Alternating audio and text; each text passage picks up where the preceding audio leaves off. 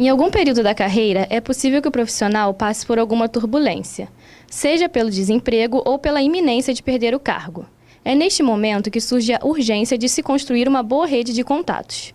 O diretor executivo do IDCE, Fabrício Barbirato, dá algumas dicas de como construir um bom networking.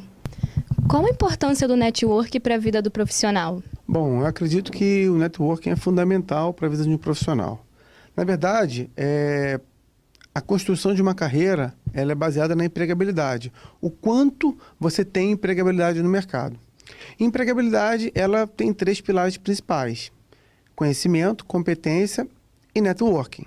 Só para ilustrar, conhecimento é você dominar um assunto teoricamente. Competência é você performar, ou seja, você conseguir pegar aquele assunto e aplicar na sua vida profissional. Então, se você estudou temas de finanças, você vai lá, começa a trabalhar, monta faz um DRE, faz uma controladoria financeira. Se você é de marketing, você começa a montar um material de merchandising, um material promocional, etc. Então, você tem a competência, ou seja, aprendeu a teoria, o conhecimento e colocou na prática, é a competência. Só que networking é a coisa principal, porque de nada adianta você ter muito conhecimento, saber fazer, se as pessoas não sabem que você é boa naquilo. Então o networking, ele é uma ferramenta que faz com que você tenha empregabilidade.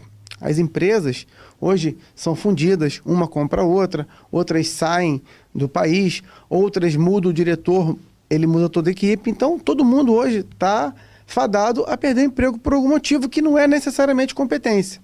Para isso, você precisa ter uma rede de relacionamentos, um networking, para que você possa efetivamente fazer uso dele quando você estiver precisando se recolocar, porque está demitido, está sem emprego, ou você está insatisfeito numa empresa e quer ir para uma outra empresa, então você precisa fazer networking.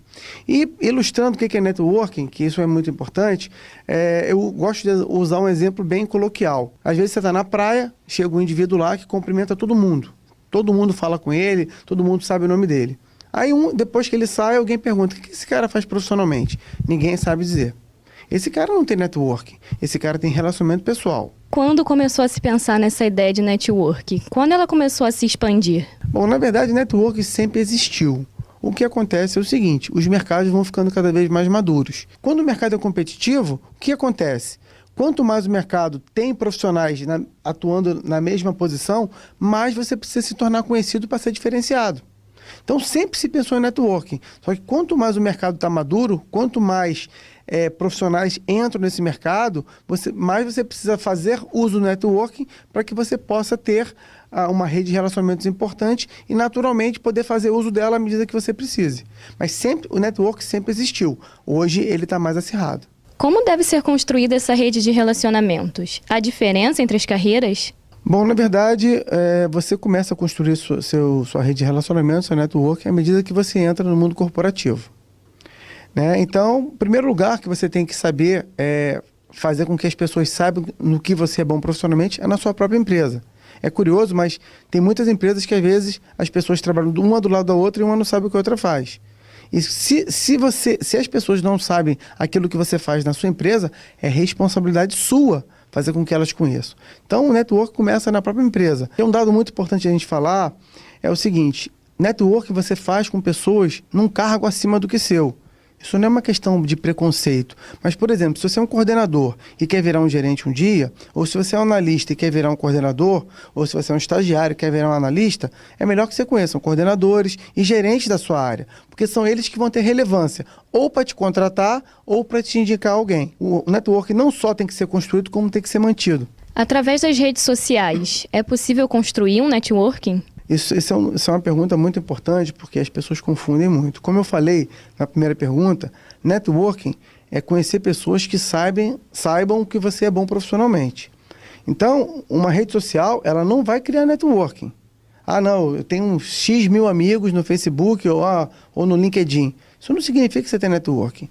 A mídia social é uma ferramenta que você vai chegar às pessoas para que você possa marcar um encontro e bater um papo telefônico, tomar um café ou um almoço, que aí em cima disso você vai conseguir construir o network, ou seja, você vai conhecer pessoas que vão poder saber que você é bom profissionalmente e que no momento oportuno vão poder te indicar ou até mesmo te contratar. De acordo com a pesquisa do IDCE, por que o network está sendo mal realizado? Na verdade, ele sempre foi muito mal realizado, porque as pessoas desconhecem efetivamente o que é networking, né?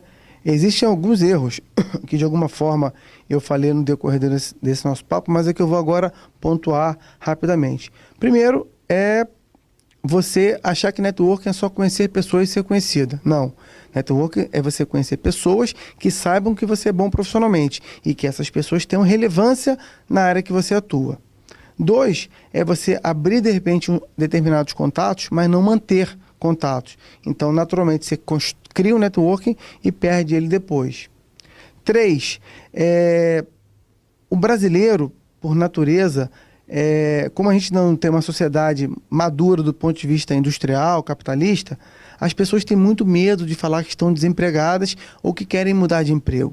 Então, por conta disso, muitas vezes elas não acabam externando uma realidade que elas estão vivendo, que estão num trabalho insatisfeitas, estão com risco de serem mandadas embora, ou muitas vezes estão desempregadas e não conseguem falar. Ah, não, eu vou mandar currículo, vou ficar sentadinha na minha casa esperando que alguém me chame para uma entrevista, vou lá, quando eu conseguir um novo emprego, eu não vou procurar mais ninguém porque eu quero esquecer esse momento sombrio que eu vivi.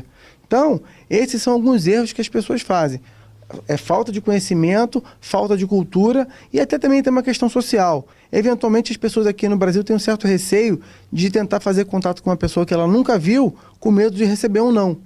Mas ela tem que entender que o networking é mão dupla. Da mesma maneira que vai te ajudar, você vai ajudar aquela pessoa de alguma forma. Então, são alguns erros e alguns conceitos que se tem que fazem com que o networking no Brasil ele seja efetivamente muito ruim. O lado bom é que quem tem um network bem feito, quem estrutura o networking, quem planeja isso de uma maneira organizada, vai ter emprego por resto da vida. Na sua opinião, quais recursos devem ser utilizados pelas faculdades e pelas empresas para estimularem os profissionais a criarem um networking? Esse é um tema particularmente complexo de eu falar, porque eu represento uma instituição de ensino superior, e aqui não estou querendo fazer nenhum caráter partidário, né, até porque eu não acho ético isso. Mas, de uma maneira geral, as faculdades, as instituições de ensino, primeiro, elas colocam profissionais acadêmicos para dar aula. Ou seja, aquele professor, ele não trabalha em empresa. Ele dá aula de segunda a sexta, de manhã, de tarde e de noite. Ou seja, ele só tem conhecimento, não tem competência. Porque só tem competência quem trabalha. Então, a começar, o aluno tem um ensino equivocado. Porque a teoria é uma só. Você pega a teoria de marketing, a teoria de finanças, é a mesma aqui no mercado asiático, no mercado europeu e no mercado americano. Agora, a aplicabilidade dela depende do mercado consumidor que você está inserido. Que se o profissional ele não tem essa vivência do mercado, ele não vai conseguir tangibilizar isso pro aluno de uma maneira mais correta. Então, o fato de terem muitos acadêmicos atrapalha. E segundo, e que as faculdades, de modo geral, elas dão esse ensino teórico e falam para o aluno, se vira. O correto é você ter, dentro da grade curricular, módulos de empregabilidade. Quais são eles? Como fazer networking, como fazer para se recolocar, técnicas de entrevista, como fazer para montar um currículo, planejamento de carreira, coaching, né, que é você entender a sua função, aonde você tem os gaps de competência e como é que você faz para aprimorar eles. Então, tudo isso, a rigor, é papel da instituição de ensino. Até porque muitas delas são filantrópicas, ou seja, elas têm uma concessão do governo para atuarem e não pagam impostos. Então, o mínimo que elas tinham que fazer é dar um pouco mais de ferramental para o aluno que sai novinho, né, na casa dos 20 e poucos anos, para o mercado de trabalho, ele não saia tão cru, que ele pelo menos saiba tem um planejamento básico para que ele possa trilhar a carreira dele com muito mais sucesso.